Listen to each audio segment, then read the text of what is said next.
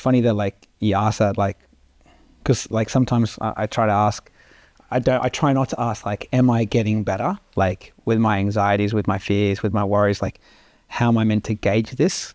Yeah. You know, because then if I'm always checking if I'm better, I feel like then I relapse into my anxiety, because then I'm constantly checking and checking and checking and checking. Does it make you feel like you expected to kind of be getting better each day? And so the next day, if you do, yeah, that's a good point. You know, yeah. and we know that with progress in anything or recovery in anything, like a lot of times we like we look at it like this, and we're like, but within that, if you could like really zoom in, it'd be. Yeah, it's not linear at all. It's very, yeah. That's a good point. You don't really think of that when someone says, oh, are you feeling better? Or are you getting better? Or are you getting yourself out of that rut? But it's like, yeah, it's not. It's constantly up and down, because then I get what you mean, because then the next day, if your day wasn't as good as the day before, you kind of feel like you're back at square one sometimes, hey? And that's why Mark Freeman, like my coach, like he always says, like, if you're trying to measure recovery on a feeling, Yeah. then you're gonna a lot of the times be worried about losing a particular feeling. So let's just say you have an amazing day today. Yeah. And then tomorrow you're checking in with yourself to see how you're feeling. And you're like, oh, I don't feel as good as I was feeling yesterday. You're going to start to panic a bit, because you're judging recovery, you're judging progress just on how you're feeling, rather than judging it on, can I have any experience and still do the things that I love? And, you know, with the month that I've had, I know the month that you've had, the month that Adam's had, there were points where I was like really scared. I'm like, I don't even know if I can do this show anymore. And I was saying to Ads, I was saying it in our group chat, and like, so like a bit of context, like I had more health issues come up for me physically. I've had like this ringing in my ear, so like this tinnitus now. And then on top of that, I've had chronic vertigo, like consistent dizziness since February this year. And so I'm like, and then I had like that other scare where I had to go see the a specialist for my stomach. I was defeated, and I was just putting up my hands, and I'm like, man, I fucking don't get this. Like, why are all these things happening to me, like continuously? And I just felt like I couldn't get my head out of the water anymore. And when my ear started ringing, I did the worst possible thing, and that's to Google it. And then they're like, tinnitus cannot be cured. Many people live with this condition for the rest of their life. And it just set me in a huge panic and a huge dread. And I got home, and Rose could tell like I was off, and I needed to go to like my bedroom. And I didn't even want to lie down on the bed. Like I literally wanted to hide. And I was like laying down on the ground in the darkest pit I've ever been in my life. And so this was like 3-4 weeks ago. And so Rose came in, and she's like, you know, are you okay? And I'm full broke down. And I'm like, I am not okay. Like I didn't even want to get up. And I've experienced anxiety. I've never felt depression, and like I felt so depressed at that moment. Like I was experiencing depression. And man, I didn't want to get up. It was almost like no longer surrendering anymore, but I just wanted to give up. I'm just like, I can't, like, I don't get this. Like, what is happening to me physically? Like, what is going on? And she's like, you know, do you want me to leave you alone? And I'm like, yeah, look, I just need some space. But I still had enough awareness at that point. And I literally asked myself, what would Jesus do? And I said, Jesus would act according to his values. And so I'm like, okay, I value my family. My kids are having dinner. I need to get up and I need to go see them. I need to go spend time with them. Because I said to myself, if I don't get up now, I'll never get up again. And so I got up and I shook it off. And it was a super challenging evening to get through, because my anxiety was just spiraling so much that it was like, you're going to have this vertigo for the rest of your life. now you're going to have this high-pitched ringing in your ear for the rest of your life. You're never going to be able to enjoy any moment with your children again. You're never going to be having another intimate moment again. You're never going to be able to experience wonderful, amazing moments with Rose. It literally had felt like my life had been taken away from me. I felt like trapped in this body that's just not working how I want it to work. Yeah. And I was just like saying to Rose, like, I don't know, like, why I keep suffering so much. Like, why do these things just keep on happening?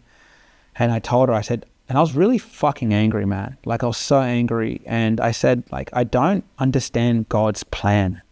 Like, I don't get it. I just don't understand it. And she just said to me, you don't have to get it. Like, you don't have to understand it. And I was like, yeah, you're right. Like, I don't. And, you know, I broke down pretty hard. Like, I cried a lot with her.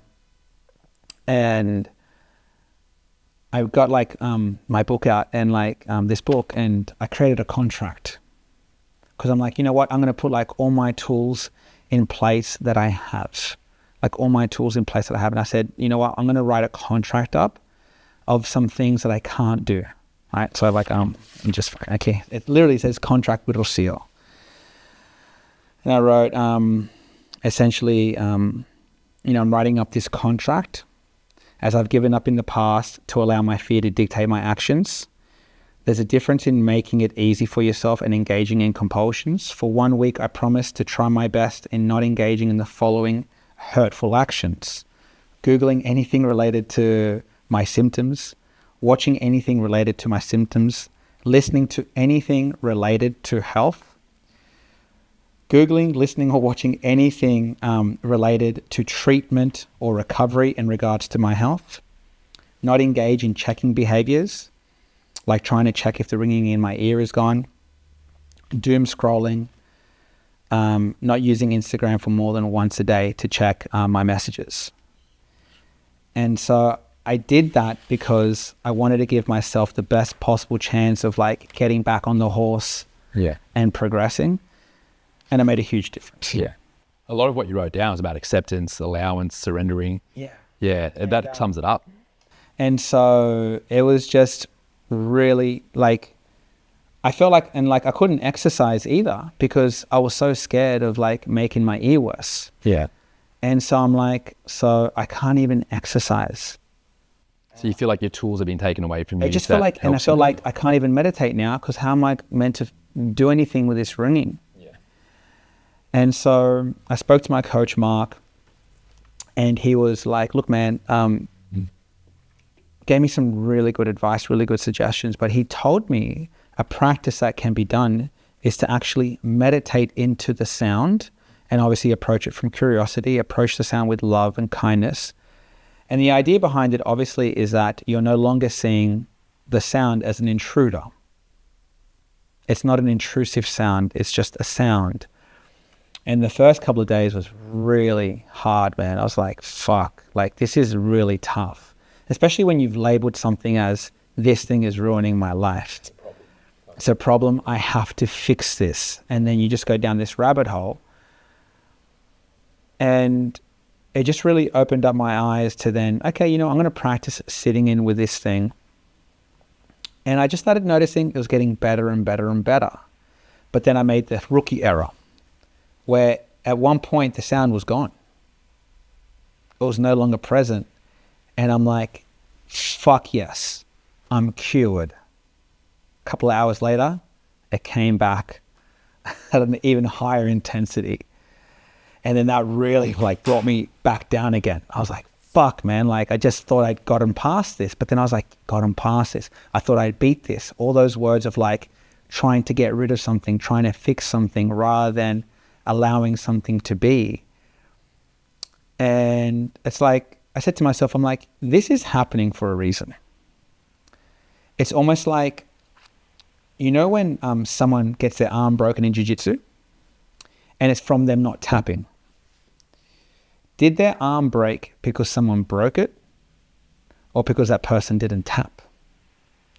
And so with me now with my ear, it was like, well, what am I blaming this for? But really, if I look deep into my life, what am I not listening to? Like, what are the things in my life that I'm not listening to? And I honestly, like, I'm happy to admit it. I was like saying to myself, maybe this is God trying to talk to me. Maybe this is my body interacting with me and going, hey man, like, there's something going on here and you're just not paying attention. You're not listening to us. You're not listening to the messages. And so when I took that approach, I thought, okay. And we reflected a lot on the last episode where we spoke about building like a relationship with the self. And I was just like, man, I'm doing this podcast. I'm doing this show. I'm giving people all these tools. And I'm treating myself like the biggest piece of shit. I'm talking to myself the way that a bully would talk to someone in a school playground. I'm not speaking to myself with love or compassion or kindness at all.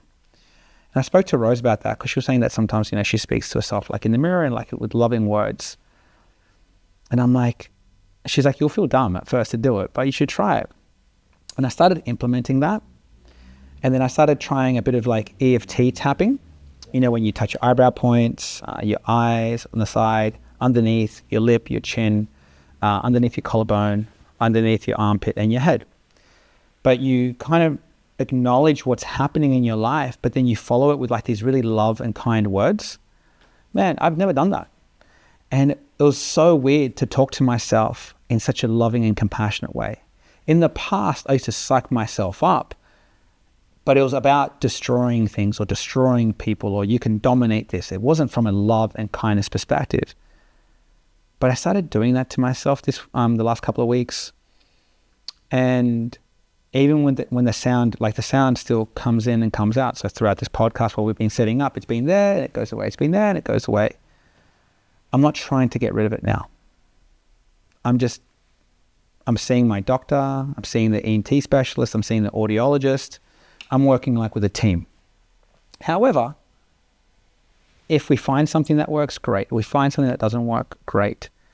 I need to habituate to these kinds of problems and just really like listen out to things. And because so today we're talking about the ego.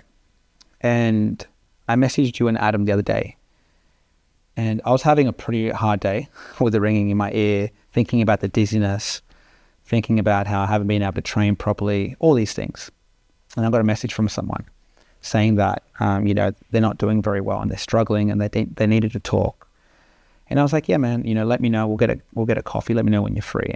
But they're like, actually, can we catch up this afternoon? And it caught me really off guard because I'm like, I can't even fucking take care of myself right now. But when someone just really needs to talk, and no matter what you're going through, you kind of have to then dig deep. That's what I did. And I was really scared, man, because I used to talk to people all the time. I would give them advice all the time and help them out. But it's almost like I would talk to them and then I'd move on to my life and I was fine and whatever. And I'm like, well, did I even then give a shit back then? And I'm like, no, I need to talk to this person. And this person came in and they're such a loving person. They're such a beautiful person. And they're telling me their story. And I just felt so bad for them. And they were telling me the problems that they're experiencing. And I'm thinking in my head, fuck, man, you're suffering so much. You're going through all this pain. And here I am complaining about my ear or my dizziness. And this person is experiencing some of the worst things a person can go through. And I dug deep and I wear my rosary everywhere I go. And I was grabbing my cross. And at the same time when they're talking to me, I'm talking to God and I'm saying just provide me with some guidance right now. I need you right now in my life. I need some strength right now. And as he was talking to me, I was able to really focus on his words and I was able to give some really good advice. And I said to him, look, man, I know that we only knew each other in high school. We didn't talk, but I love you and I care for you and I'm here for you. And I asked him if he's religious. And he's like, no, I haven't been religious for a long time. And I'm like, do you mind if we do a prayer? He goes, no, man, like, that'll be fine. And so I prayed for him. And then I had clients booked in for after that session. And in the morning, my daughter asked me if I was going to be around for Halloween. I'm like, sorry, baby, I got to work tonight. And she's like, that's okay, daddy, maybe next year. I'm like, yeah, maybe next year, baby. But after I had prayed with this gentleman and spoken to him, I had to message my clients immediately. And I'm like, I'm sorry, I have to cancel. I needed to be with my family. And I was so proud of myself to be able to pull my ego aside. And as we'll get into it, like, the ego is just a natural defense mechanism that we develop in early childhood. I was so proud that I could be there for that person. And in the day, on that same day in the morning, I prayed to God, every morning. And I said to God, show yourself to me in visions, show yourself to me in dreams, show yourself to me in life. Allow me to be a conduit, a message, allow me to be a conduit and vessel for your message. And then this person's coming to talk to me. And so I put my faith in that. And then so I was so proud that I was able to help this person. And I started to feel like my old self again. But this time, truly like my old self again. Like that confident person, that person that trusts in themselves. But the difference now is with a lot of love and kindness. And so I checked in on this person the following day. And I was like, hey man, just want to check in, how you doing? And they told me look, I'm still, running through a lot right now, but I can see the light at the end of the tunnel now. They're almost like they have a belief in themselves. They've been able to let go of some stuff and forgive themselves for those things. And they're now just pressing forward. And that made me so happy, man. I was just like, wow, man, this is just so beautiful. And even today, because I didn't tell you, and I didn't tell Adam, I had a kid's birthday party to go to, and family friend, and there was someone there. I've known him for years. I guess you'd say we're acquaintances. We say hello when we're at parties, and we just have a bit of a chit chat. And this person was being so genuine and open and nice with me, and they were talking to me about, what me and Timmy have been doing with the Wolf Life Academy and my recovery. And I'm like, I said something like, I think myself and Tim are like entrepreneurs. We like to do lots of different things that we're passionate about, but that aren't completely related. So for an example, I have, this podcast called Serve that I love doing this and that.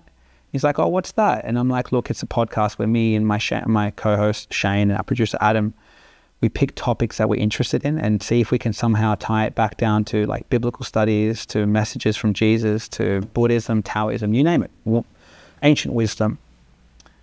And he's like, it's funny you say that, man. He goes, I've actually just started reading the Bible again. And he was saying how he's been suffering and struggling so much because he's recently been experiencing a lot of panic attacks and anxiety. And so I started talking to him about my story and about the things that I've experienced. And all the family is saying, hey, guys, are you guys going to sit down and eat something? And he's like, oh, yeah, we'll be there in a minute. Because I could tell he really needed to talk and I really needed to talk.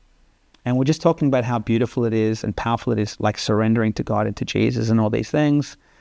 And I was just telling him that, when I'm feeling anxious sometimes, not as a compulsion, but as something in terms of strength, I always grab my rosary.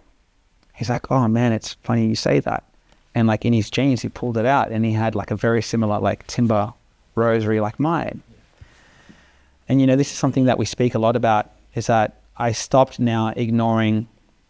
confusing, coincidences with when I feel like God is trying to talk to me. And so when I've been praying this week, when I've been meditating this week, I'm actually going to listen now. And I started to regain a lot of trust in myself this week and confidence by just letting go, not needing to know the plan, and just going for it. And here we are, man. I think it's really important you share that, bro. And just the fact that even, yourself, Adam and I, the last few weeks have been going through a rough like few weeks. Our own personal lives and stuff, just been a lot of chaotic stuff going on, and just been feeling the heaviness of it. And like, you know how you said like, I don't even know if I should be doing this podcast.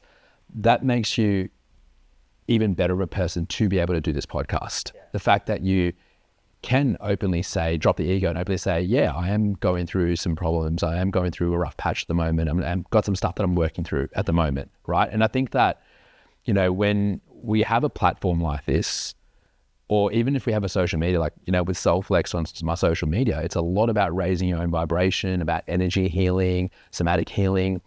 So a lot of the stuff I post is a lot of positive stuff, right? Tools to kind of help you get out of ruts, to help you with your mental health, to help you in your spiritual development. And that's why last week as well, I posted that video just saying like, hey, like, you know, I'm not doing too well. I am feeling like I'm in a state of depression at the moment. I feel like I'm in a pit and it's hard to get out. I took myself out to the beach that day, and I had a lot of like stuff that I needed to do, but I was like, you know what, I'm going to put that to-do list aside and just spend the day at the beach. And I needed that day. And what I usually do is like my camera roll is full of like videos of me talking to myself. I'll always do video journals, probably more than I do written journals. Because I find that it's so much more real when you're looking at yourself, and you can just really empathize with yourself so much more when you're looking at yourself talking back to you, right? And I never I don't often post them or anything like that. It's just for me. But then a week later, I was going through my phone and deleting some videos. And then I saw that one. I was like, you know what, fuck it, I'm just going to post this one. Because everything I post is about positivity, about, you know, this is how you raise your vibration. This is how, you know, you drop the ego and, you know, follow your intuition. But I'm like, you know, I don't always do that.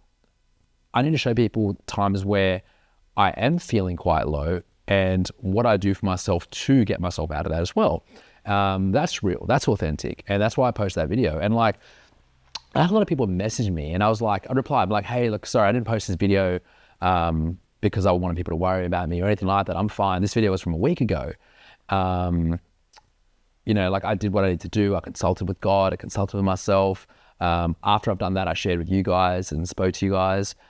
And it was more so just because I didn't want people to kind of see my account and think that I had it all figured out, because I don't.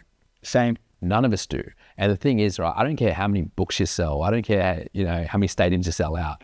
It doesn't matter what your name is. There is no one on this planet that has conquered their ego. There is no one on this planet that doesn't have an ego. Yeah. Do you know what I mean? Okay. Like, and people that say that they've mastered their ego are speaking from a place of ego. Yeah. And that's the thing. And like, how did it feel though? Like when you had so many people messaging you and concerned about you? It was beautiful seeing the love, and like, it's a beautiful feeling knowing that you're cared and stuff. And we were having like genuine conversations about stuff as well through that. And it's always good to just know people care. But it was, yeah, I just kind of explained to them, look, I wanted people to understand that, you know, even though I do this line of work, I still bleed just like everyone else. And the reason why I do this work is because of situations like this. The stuff that I do has helped my mental health, has helped me get out of these situations. And the thing is, you know, some days it might take me a few hours to get out of that rut. Sometimes it might take me a few weeks to get out of that rut. Yeah. And that's okay. And I always, and social media in general, we always share the high points. You know, once we got out of that situation, and this is how I got out of it, right? But I kind of wanted to show people who I was in the situation rather than when I was out of it. Yeah. Yeah, when this gentleman was talking to me and they were like, and I told him, I said, I don't have it all figured out, you know, far from it. And he's like, and I said, you know, to be honest, man, like, you know, I'm going through like my own really challenging moments at this time. And he's like, but you were Johnny Lobos in high school. No one fucked with you. You did as you pleased. And I'm like, dude, that was just a fucking facade. It was so fake. It was not genuine. The real person was this scared, small, like little child. And I go, and it hurts me to tell you that. But I'm so much stronger now. Like, you are now meeting the real me for the first time, you know? And it's the strongest version of you. You know, with the Man Up Challenge, we're looking at, so what we're doing each week, we're going through the chakras, right? So we started with the root chakra, then it was the sacral chakra, which is very focused on feminine energy. Then we moved up to the solar plexus chakra, which is very linked to the masculine energy, right? And the solar plexus chakra is very linked to your ego, right? That identity with self and understanding, you know, where your thoughts, where your self-belief, your self-confidence or lack thereof, you know, your imposter syndrome, limiting beliefs, where do they stem from, right? And then it moves up to the heart chakra. And I posted a video to the men doing the challenge this week, and it was talking about the vibrational frequencies. And, you know, I always say, like, fear is the lowest vibration, but love is one of the highest. Yeah. This video is saying that they found something that is 4 times higher than the vibration of love, and that's authenticity.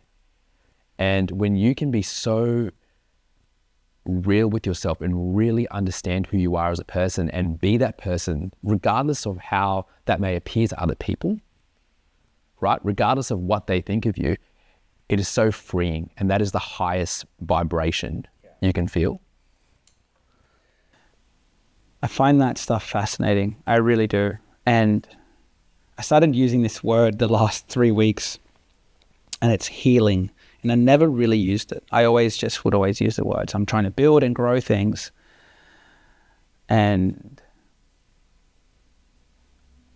it's funny, right? When I was having, when the tinnitus or tinnitus, however you want to pronounce it, was happening, and it was getting really bad, I was putting my son to sleep. And, you know, he's going to bed and he's falling asleep. And I'm just there, like, in tears. Because I'm like, this is it. Like, now I'm fucking losing this as well.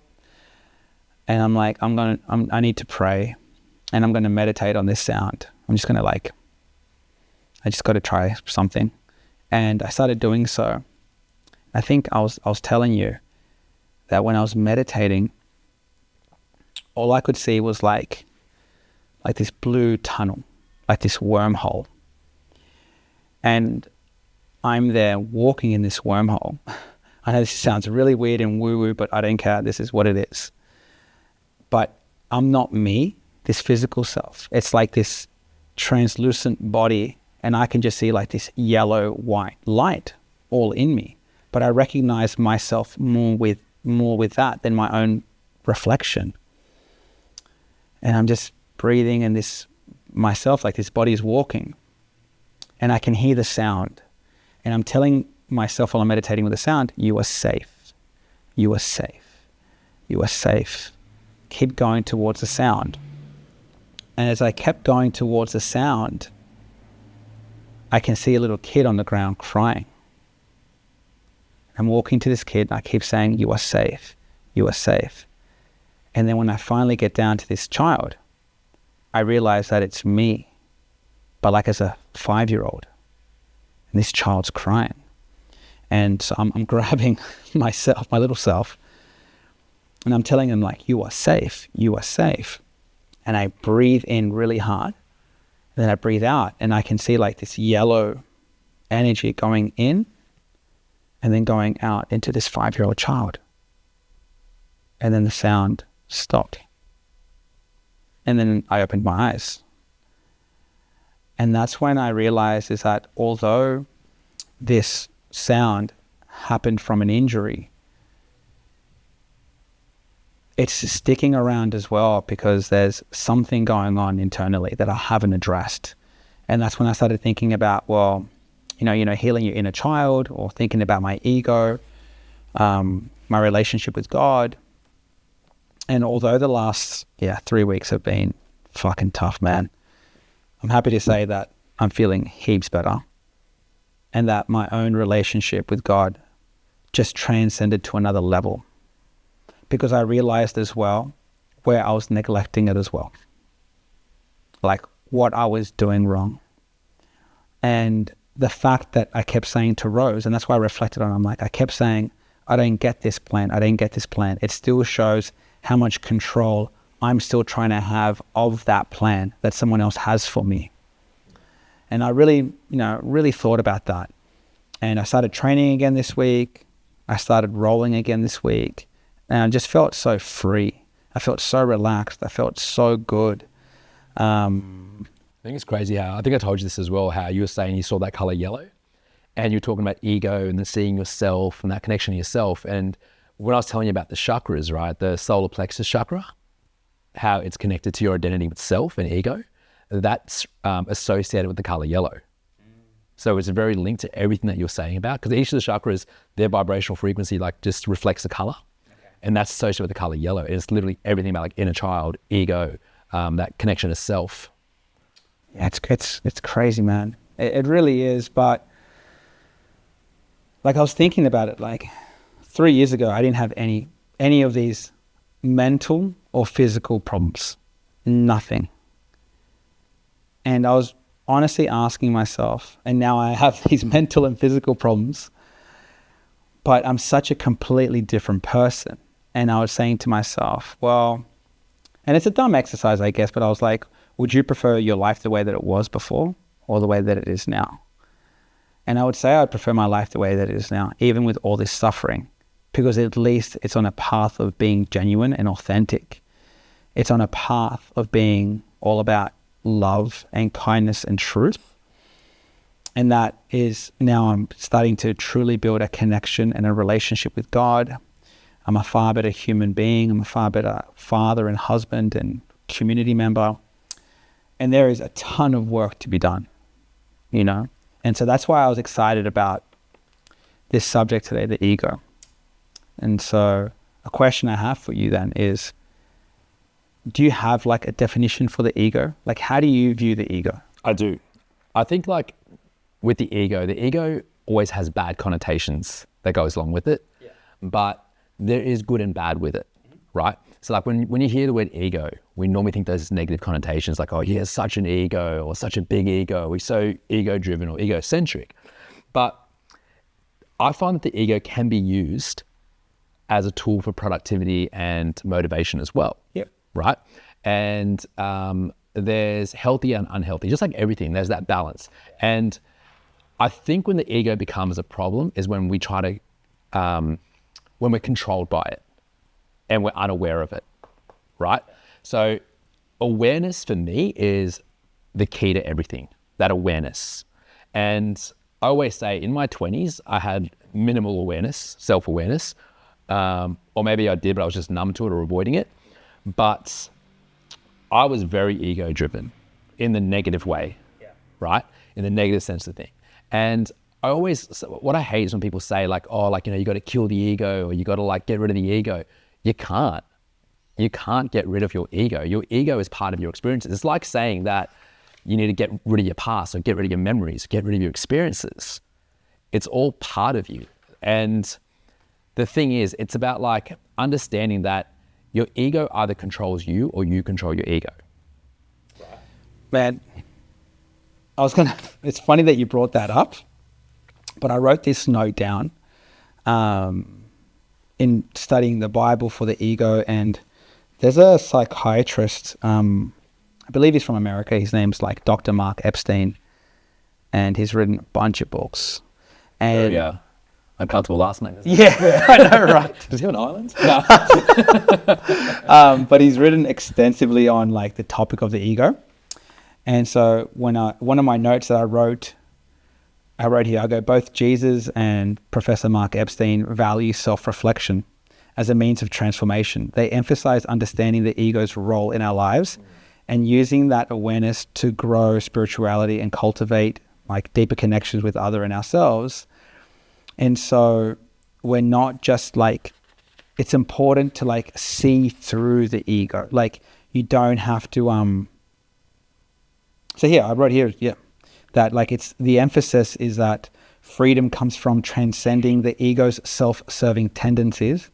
By doing so, like we can live with greater compassion and purpose. And so just like really like seeing through it all. But I love exactly like how you phrase the ego.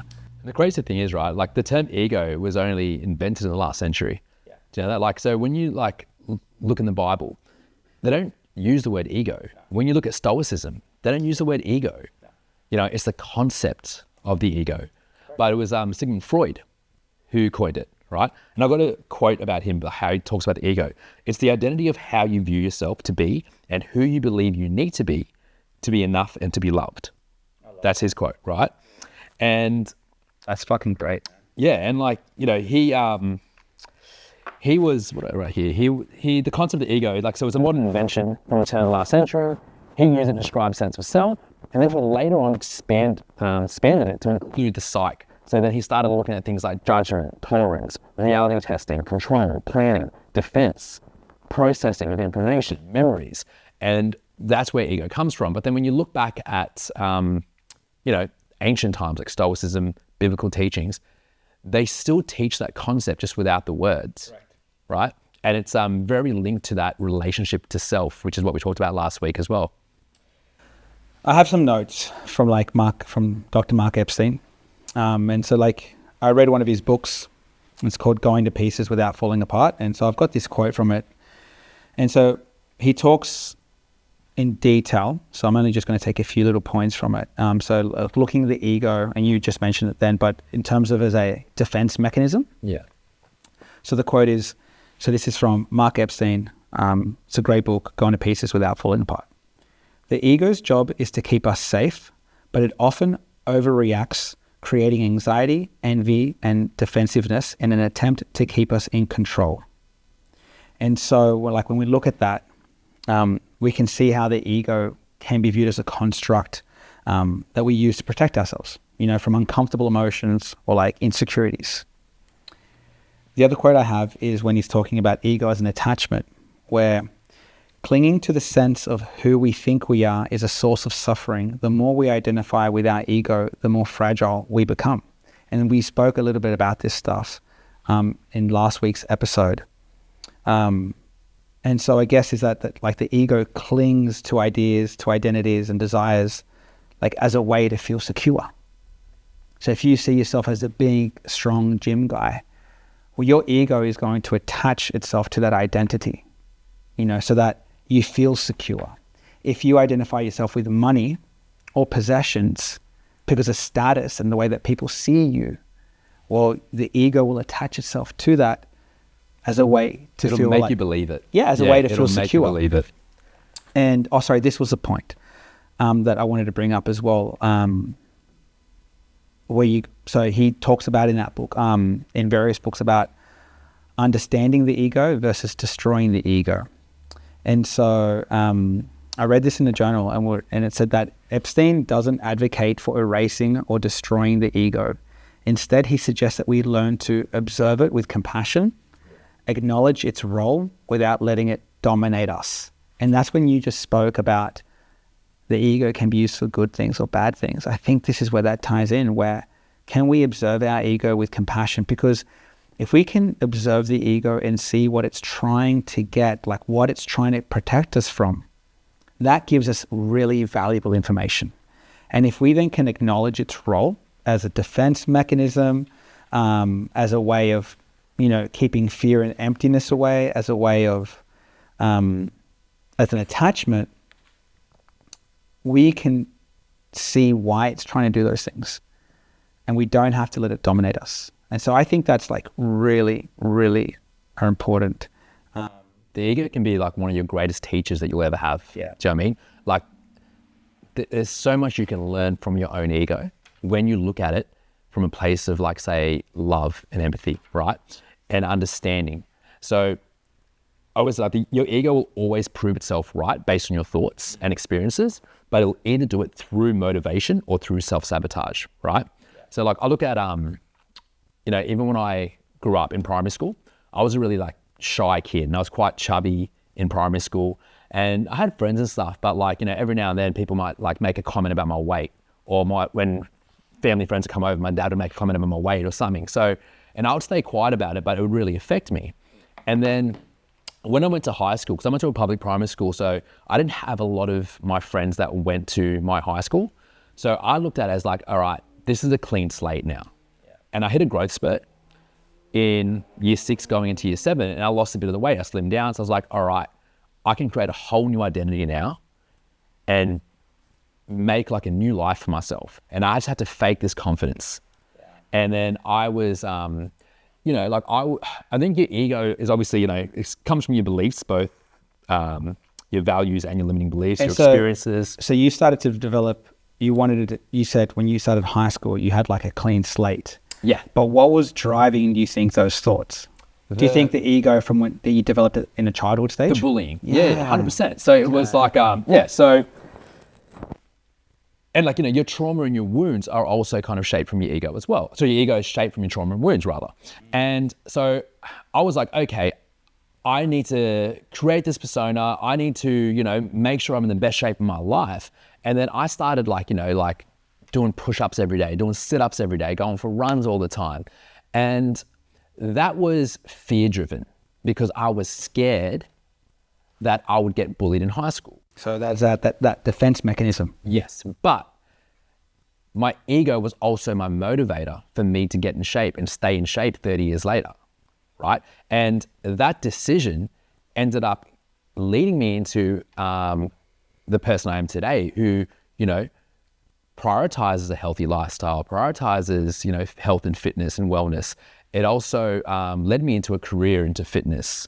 Do you know what I mean? So that the ego was a motivational point for me rather than a self-sabotage point for me. You know what I mean? I could have gone the other way and just like, you know, ate my worries away or just like, you know, like done other forms of self-sabotage, but I use it as motivation to be the best version of myself. But at some point, there were other layers that kind of got in the way that I had to kind of strip away, such as, you know, who am I doing this for? That's when as I got older, I had to kind of like come back to that and be like, okay, I'm this person, but who am I this person for? And which part of this person is actually me? And which parts of this is the facade that I kind of put on, the mask, like I always talk about in the first episode. It's such a like mind fuck, right? It is. But then, you know, when you do strip it all away, there's parts of it where you're like, oh, fuck, that was meant to happen.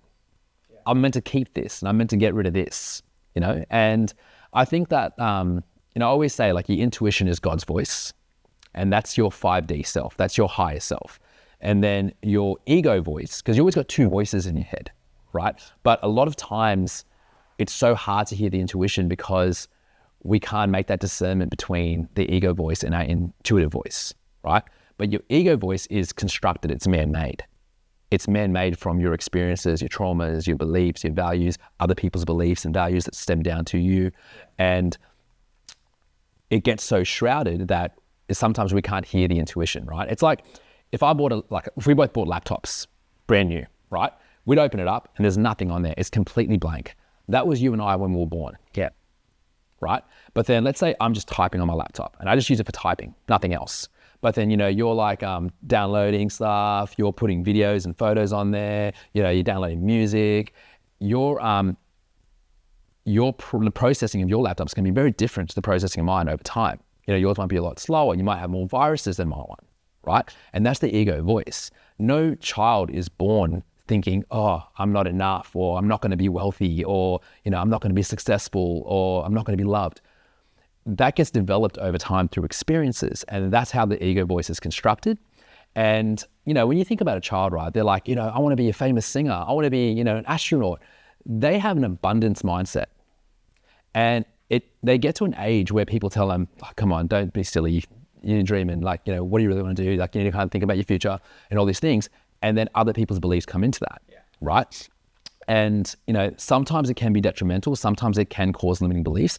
But other times it can be a motivation to be like, to push you. And it's just about how you understand your own ego. You understand where it comes from. You understand where these thoughts come from and how to properly utilize them as a motivation rather than self-sabotage. Man. That's the end of the show. That was so good, man. That was excellent. Yeah. So, in researching like Dr. Mark Epstein, like he does talk about how the ego is developed at early childhood. Like there's no like real specific age, but obviously like it's part of like the natural growth, and that it normally stems from at a point like when a child starts to form a sense of individual identity. And again, this would tie into parenting so much. I know you're probably thinking about this ads, like how then why it's so important what our children are exposed to. Like, number one, how do you talk to your child? How do you treat your child emotionally and physically? What are you allowing your child to see and view? You know, if does your child have a tablet? Does your child have a phone? Do they spend time on TikTok? Do they spend time on Snapchat? Do they spend time on Instagram? Do they spend time on Facebook? Do they spend all their time playing Call of Duty? Do you call them an idiot? Do you tell them that you love them and you support their dreams? Like, how are you raising your children? Because to your point, man, like, if our ego is, and to the point as well of Mark Epstein, is that if our ego is developed at childhood, and the ego in many ways is a defensive mechanism, it's going to rack up all that information, all those exposures, and then morph potentially into this really unstable, monster that can wreak havoc because it's just trying to keep itself safe. And so... But when you do that shadow work, right, and you, we're at a point of our life now where we really prioritize that self-awareness and that relationship with ourselves, like all three of us. And sometimes, I don't know if you guys are the same, but I'll sit there and just, my mind will be having conversations with itself, thinking like, oh, why do I do these things? Why do I act these ways? It's almost like you're psychoanalyzing yourself, right? But not in a paranoid way. It's more in a curious way, right? And I love doing that. That's why that day when I took myself to the beach, I just needed to sit there and be like, why am I acting this way? Why am I feeling so heavy? Why, and then I realized, oh shit, I'm serving so many people at the moment, and that's why I'm feeling overwhelmed, right? If I'm thinking I've got to serve myself, but I also got to serve Lorna, and then I've got to serve my clients, then I've got to serve my family. And a lot of people had stuff going on in their lives, and I was trying to serve all of them. And it's those cartoons, we see them being pulled in different directions. That's what was happening to me. And that's why I felt so overwhelmed. And then I just simplified it. I just got to serve God. That's it, right? And for me, the way I look at that, and some people it might not make sense to them, that's fine. But for me, if I prioritize serving God, I'm not serving 20 different people. I'm serving one person. But then it's that waterfall effect where I end up as a byproduct, by devoting my life to God and serving God, I'm going to be a better partner for Lorna. I'm going to be a better, business owner. I'm going to be a better friend. And it just simplifies it by putting it into that one bucket rather than trying to disperse myself into 20 different buckets. But for me, that works. And sitting at that beach, I needed to kind of have that little conversation with myself but I wouldn't have had that opportunity if I just kept going and kept going and kept going. I would have just got more and more overwhelmed and sunk deeper and deeper into that pit. It's like fighting a rip. Man, it's true though, because I find that with myself as well. I run a jiu-jitsu academy upstairs, and I just give so much of myself to that business, so much to the coaches, so much to the members, so much to the community. Being a personal trainer for over a decade, and just constantly hearing people's problems over and over and over and over, and just trying to help. And that's why the last couple of weeks I reflected so much, and I'm I'm not being kind to myself at all. I'm not helping myself at all. I'm not showing myself any form of self-compassion or self-love, nothing. I'm not trying to heal myself in any way. I'm just trying to muscle my way sometimes through everything and anything. And I know it's going to sound dumb, but when I was talking to Rose and I was talking to her about my ear, and I was crying so much just because I was just so worried about being stuck with something that I was labeling as the worst thing in my life, she's like, how come you don't fall asleep watching Seinfeld? You love Seinfeld. I'm like, no, fuck that. Why would I do that? You're not meant to go to sleep with your iPad or a laptop. It's so bad for you. She's like, I know that. She's like, but why don't you just try to make it easier for yourself while you're suffering? I'm like, what do you mean? She goes, why don't you just make it a little easier for yourself? Why don't you just take care of yourself a little bit? While things are tough and you're carrying all these plates, why don't you just make it a little easier? And I just started to cry because it was the first time I'd heard someone give me permission in the longest time to just take it easy, why don't you just relax for a sec? Why don't you just put everything down? it's right now, everything's overwhelming you. Why don't you just like put it all down, you know? And yeah, it was just like beautiful to hear. And it's true, man. Like, and that's what I mean. Like, I don't feel like the last couple of months I've really been making God my priority. I don't feel like I've been prioritizing my relationship. I don't think I've been devoting myself as much as I should. And I'm not saying, well, that and I'm getting punished. I'm not saying that. But I'm just saying I could have simplified, like you said, like my life so much more. I could have simplified my life so much more. But I'm always trying to put out these fires. I'm always just trying to help everyone. I'm always trying to give as much as I can to everyone. But in the end, they're just getting a run-down, watered version, broken version of who I am. It's yeah, and it's so like what you said about, you know, I'm not going to sit there and watch TV till I fall asleep, because you obviously prioritize your wellness, right? But it's like I said last episode too, the more and more we prioritize that, you know, working on yourself, the harder we are on ourselves, the higher expectations become. But in that moment, you know, you probably got so emotional when Rose said that, because your inner child was just craving that. Yeah, dude. You know, your inner child's like, fuck, Johnny, you're working so hard on yourself. I just want to sit down and watch TV. Dude, I was getting to the point where I wasn't allowed to listen to anything in the car when I would drive. Yeah. Because I'm like, no, I should just do one thing at a time. And if I'm driving, I'm just going to drive. I'm not going to listen to anything. And I'd be fucking miserable, because I'm like, but I really like listening to music when I drive. Then I feel alive when I'm driving. And so I'm just like torturing myself, because then I'm taking it excessively. Yeah. You know, there's a difference to like sitting down and having a meal and being mindful of you eating, and then you just eating your food and having your phone there and just eating and watching your phone, because then you're not mindful anymore. You're just completely distracted.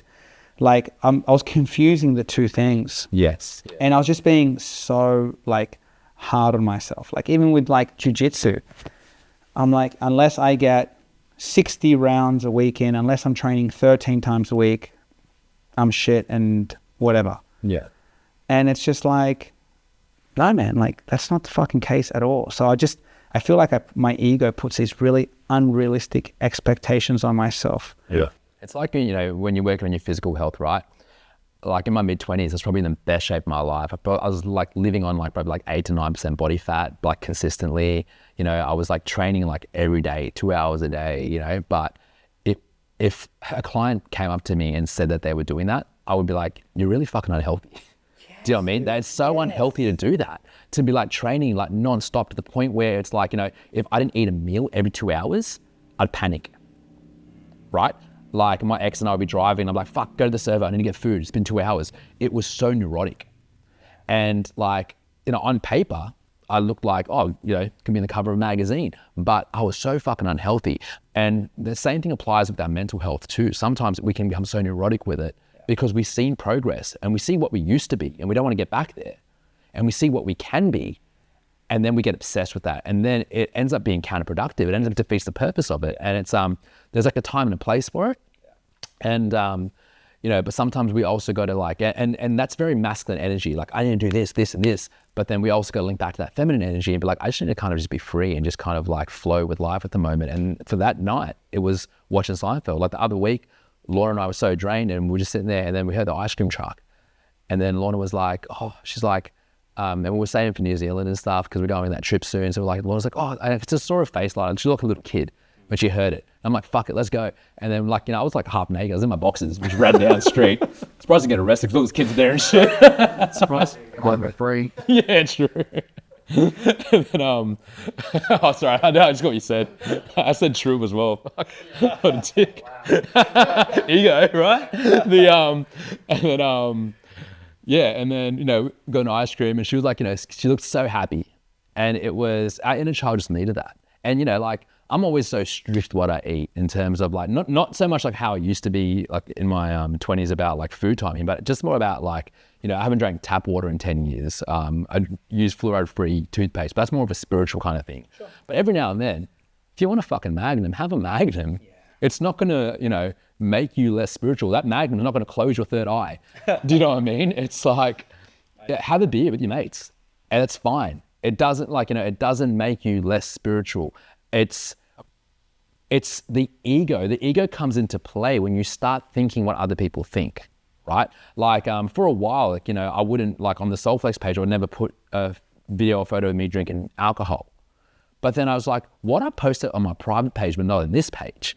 Do you know what I mean? And I had to ask myself that. Yeah. And I'm like, and for a year, to be fair, for a year I stopped drinking just because I wanted to see what effect it had, and it was great. So that's probably why I didn't post it. But then when I started drinking again, before I stopped drinking for a year, I would never post any alcohol stuff on that page. And I was like, why? It's because I'm in this spiritual field now. Like when you look at the category of my business, right? I don't even know what that means, spiritual field or a spiritual kind of business. But a lot of people kind of say oh, alcohol's taboo. Alcohol is you shouldn't do it because it's going to affect your consciousness and stuff as well. But I was I was obviously not posting it because I was worried about what people would think. It's a defense mechanism. Yeah, 100%. And to keep you safe. To go back to it, it's that We'll post a video of me drinking tomorrow on Soulflex. Watch now, I swear to God I will. a way to feel secure. You're trying to control it. I don't want me to skull on the beer after I won the gold medal. I'll do it. I know you've been struggling a bit, ads, with not being able to train properly this whole year. And actually, even just as you were talking about your experience of, I don't want to go to sleep, watching Seinfeld or watching TV. I've been dealing with that myself. You guys know that I went to the UK for work, 3 weeks ago now. I was there for a week for work for one of the jobs that I do. And I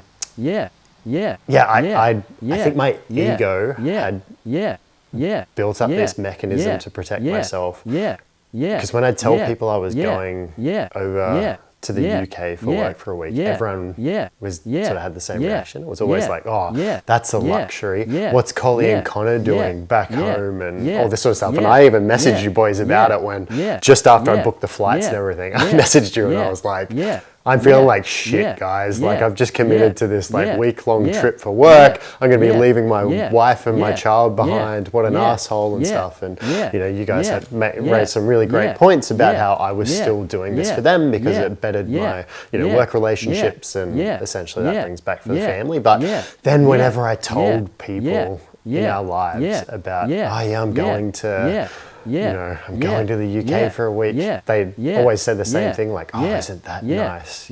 Poor Collie and Connor. And I started developing this thing about well, if I'm going to go, I need to do it for a reason. Going to do it for work, to improve my work life, to bring more money in. It wasn't enough of a reason. So then I think I was talking to you, Shane, the week before I left, I was saying well, if I'm going to go, I'm going to make sure I go there and I fill my cup. I'm going to, because I won't have, Connor there and I have to resettle him every night, whatever. I'm going to wake up early and I'm going to find a gym around there and I'm going to do that. I already had clocked a jiu-jitsu academy 6 minutes away from where I was staying. I was like, I'm going to train there. I'm going to make sure I get enough sleep. I'm going to do this because I have to come back with a full cup so I can give it back to my family. All that did when I went over there, I had the worst case of jet lag I've ever had in my life. And so I think for 5 days that I was there, I was waking up at 3:30 every morning, midnight. And as soon as I'd wake up, that ego kicked in and was like, dude, you have to get back to sleep because the one of the whole points of you coming over here was to get rested, to refill your cup, to do this for your family so you can go. If you don't go back and you're rested, what's the point of it? Whatever. You know how I ended up getting back to sleep? I took my switch over with me. I watched movies. I did a bit of writing and stuff. And once I distracted myself from the ego going, you have to, you have to, you have to. I fell back to sleep on my own. But laying there, with forcing my eyes closed and going, get back to sleep, you moron. It was the worst thing I could do. How do you feel being kind to yourself? It was weird, actually. It felt counterproductive, to be honest. I felt like it was in opposition of the goal. The goal was to get back to sleep, and I was like, if you just sit up and watch a movie, you're not going to want to go back to sleep. My ego was telling me that's it's counterproductive to what you want to do, man. You just got to be here in the silence and in the darkness, and you will go back to sleep. And it's funny because then it caused me to reflect then on how I parent Connor in those like midnight hours or like those 2 a.m. moments where so he might feel like he's already had enough sleep and he kind of wakes up for a bit of a rager and he's like, oh, I'm kind of awake now, Dad. Like, and in my mind, I'm like, I've just got to sit here with him in the darkness and like comfort him and just pace back and forth and try and get him back to sleep. And sometimes that process, if he's properly woken up, can take like an hour and a half. Like maybe like I've now talked to other friends and stuff, and they've spoken about how they just wake up with their kid and they'll just play with them on the ground and whatever, and eventually they get sleepy and they go back to sleep. And I always thought like, no, that's counterproductive. That wouldn't get them back to bed. Like they've got to just be in the darkness. And now I was experiencing it myself. Man, if he wakes up in the night, I'll just talk to him. I'll pick him up and be like, hey bud, how you going? Like, hey, like had a good night's sleep. Daddy would like to get back to sleep, but you know, whatever, man. We'll just it is what it is now.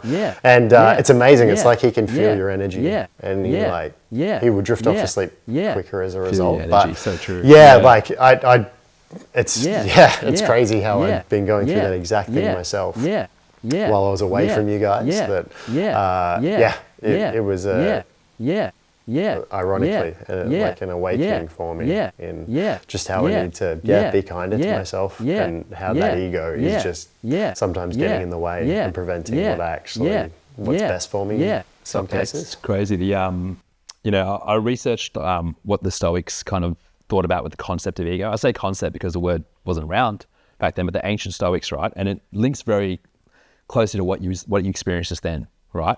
It's they looked at the concept of ego as an obstacle to living a virtuous and calm life, right? So when you let your ego dominate your thoughts and rule your behavior, so if you started thinking about like, oh, what will people think or whatever, then you're letting it rule your life, right? But then you knew what was good for your soul and your mental health at that time was just to kind of play the switch and sit out, you know what I mean?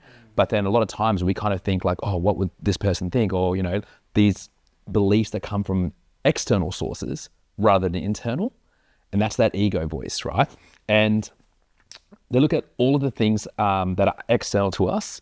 There's no need to cling on to them or identify yourself with them, right? And this is a quote from Epictetus, which is one of the four Stoics. Freedom is the only worthy goal in life. It is won by disregarding things that lie beyond our control, right?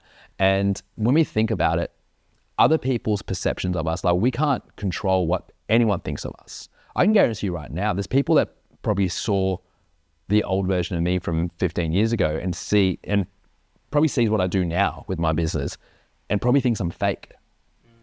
You guys know me personally. You know how genuine I am. You know my authenticity. My friends that kind of went along the ride with me have seen it. But I can guarantee you, if someone just bumped into me now and saw what I was doing, and the last time they saw me 10 years ago, they would think that I was just fake and inauthentic because that was their experience of me. That was their perception of me at the time. And that's okay. Like, you know, you could have 20 people in a room and they'll have 20 different perceptions of you, and you'd go mad trying to control all of it. And that's their thing about it. Even though they didn't mention the word ego, they mentioned the sense of freedom. That idea of freedom is about letting go of that control and that external, clinging on to those external sources that trigger that control. Yeah, it's funny because then as you asked, Jonny, then with my jiu-jitsu training, when I got back, all I wanted to do was get back on the mats and just how life works when you have a kid and stuff. You know, the jet lag smashed me when I got back as well. And then Connor got hand, foot and mouth. So I was like, cool, there's another week off. So I think it was like 3 weeks in total that I just wasn't able to get on the mats. But then it's funny, just to what Shane was saying, I think I even messaged you guys because I want to do this comp in December. I was almost at the point where I was like, oh man, I'm not getting to train. What's the point? Like, I may as well just give up. I'll withdraw from it. I don't want to do it anymore. But then I did have your voice in my head, Jonny, about the metric that we use to define ourselves. We're on the mats. It shouldn't be about winning or losing. And in reality, you know, it's a round robin event. So I might get 8 rounds in on that day. So if anything, just booking a whole day in to just get rounds on is probably one of the best things for me at the moment. But then it's funny, we rolled this morning, and coming into it, I was like, I've not trained for 3 weeks. Let the ego go. I'm not here to win. I'm probably going to get smashed, but at least I'm on the mats, and let's do it. And I felt the best I've ever felt since, I don't know, a month, 2 months before I came, just by like dropping the ego, staying calm, and just letting what was going to happen. Can you get the ego back, bro? Because you smashed me this morning. I think I preferred you with the ego. So you got me in a head and arm choke and tapped the fuck out of me. So bring that ego back, man. I liked you better last week. I really like the stuff that we've been covering, and it's something that I'm going to start implementing in my own life, because now that I can see that the ego in so many ways is a defense mechanism, and because it is developed as we are children, and it's all about, feeling secure. A lot of those things are fear-based, not value-based.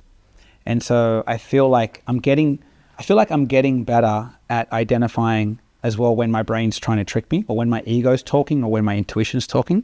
Yeah.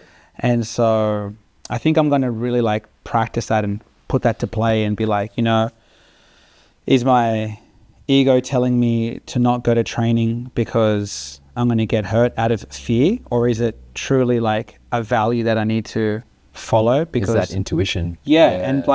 And I'm not going to try to get it 100% right. I'm not even going to try to get it perfect, because you can't. And that's the whole fun of trial and error. Yeah. And just really thinking about my values as well when I make a decision. But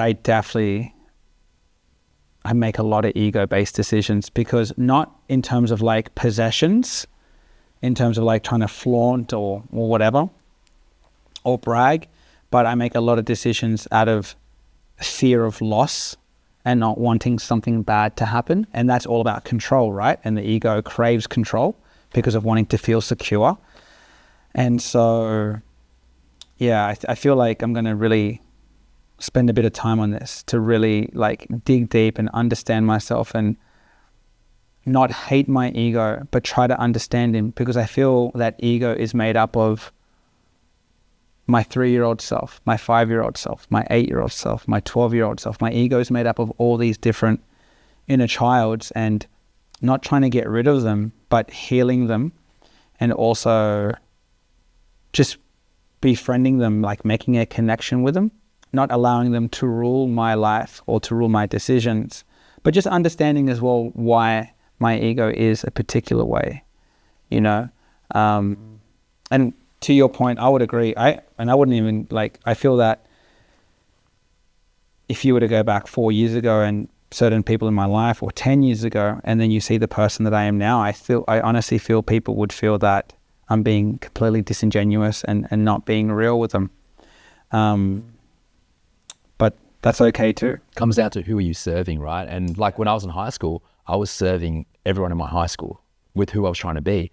And then what's changed now is that my anchor, or my compass, I guess, is serving God. Yeah. You know what I mean? Whereas I wasn't doing that for a long, long time. And that's why I was getting so lost within myself, because I was just serving so many other people. And it's almost like God kind of brought me back to that last week, when I realized I was serving all these different people and I was feeling lost again. And it's almost like he did it to kind of reiterate the importance of that direction. And I just thought it's I looked at 3 different Bible references that talk again about the concept of ego, but it was harder to find, because like we said, the term ego wasn't around back then, so you couldn't just control F ego with the Bible. So I looked at Romans 12:16, right? Oh, sorry. Thanks, man. Romans 12:16. Live in harmony with one another. Do not be haughty, but associate with the lowly. Never be wise in your own sight. Right? So I thought that was really important, to never be wise in your own sight, that perception, right? It's understanding that, your ego is there to teach you. We always want to improve. We always ask for personal development. We always ask for growth. But then the moment God gives us these opportunities to grow, we pull back, right? We don't trust ourselves. We don't trust, yeah. But it's like, he's never just going to be, if I say like, I want $1 million, he's not just going to hand me $1 million. He's going to take me through a whole fucking journey to get there, with ups and downs and, bushfires and tsunamis to get there. Because then when I do get that $1 million, I'm going to be the kind of person that deserves that $1 million. Do you know what I mean? And another one is Proverbs 16:18. Pride goes before destruction, and haughty spirit before a fall. So it's talking about how pride, and the word haughty comes up a lot, but like it's like, feeling like you're self-righteous or above everyone else's stuff as well. And they're the things that cause self-destruction. And, your pride is very linked to your ego. So when you're kind of driven by, I guess, the ego and that pride that comes with it. Pride, I guess, is one of the negative things that come with that ego as well. And then this one was a really good one, because this one really made me think. It was Luke 18:18-19. And a ruler asked him, "Good teacher, what must I do to inherit eternal life?" And Jesus said to him, "Why do you call me good? No one is good except God alone." And that makes me think about how we're constantly, being hard on ourselves when we're not so good, when we're not thinking the way that we know that we should be thinking, or not acting the way that we should be acting.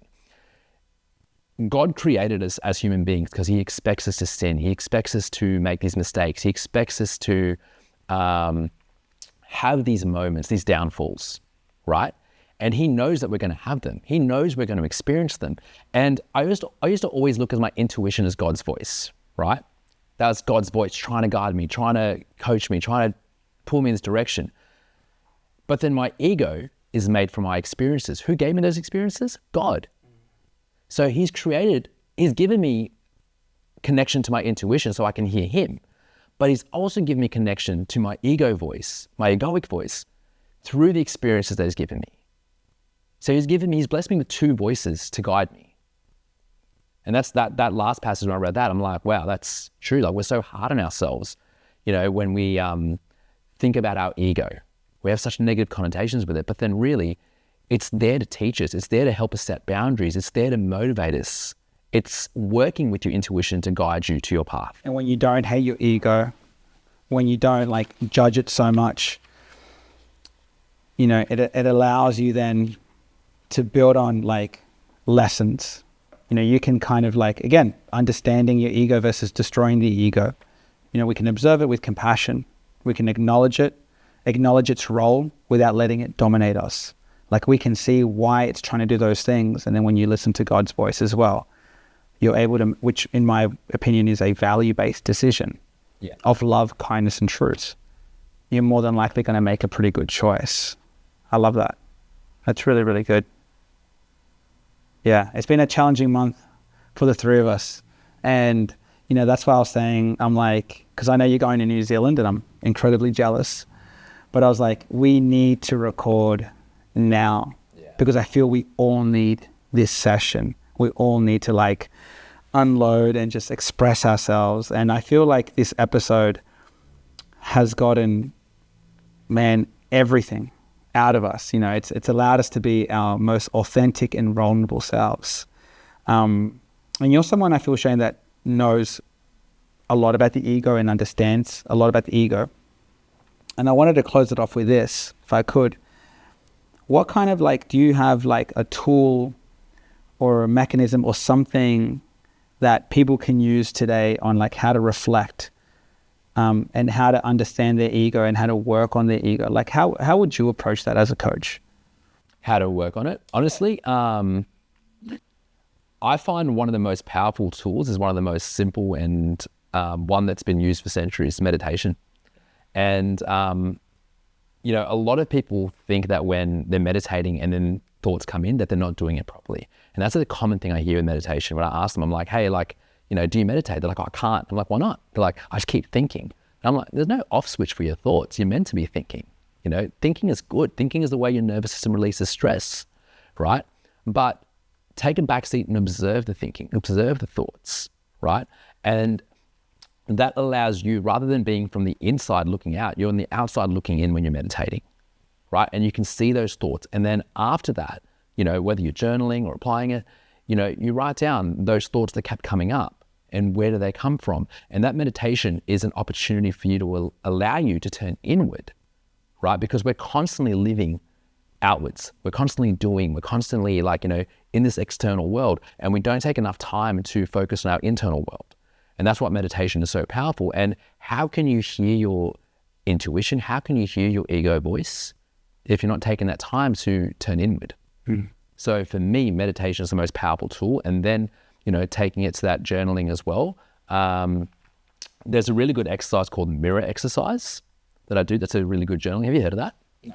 So basically, if someone triggers you in some way, right? So let's say that for Adam's example, that people saying to you like, oh, like, you know, like how lucky you get to go to England and stuff as well, right? You might say, I'm really triggered, or I'm really upset, or I'm really angry at person A or whatever their name is, because they made me feel guilty for going on this trip. Okay? Then in the second line, what you do is you take that person away and you replace it with a pronoun for yourself, right? I am really upset with myself. Instead of person A, I'm really upset with myself because I'm making myself feel guilty for going on this trip. Then all of a sudden, right? Because, you know, it gets a bit overwhelming when you're worrying about what other people think. You can't control them, but you can control the way you think.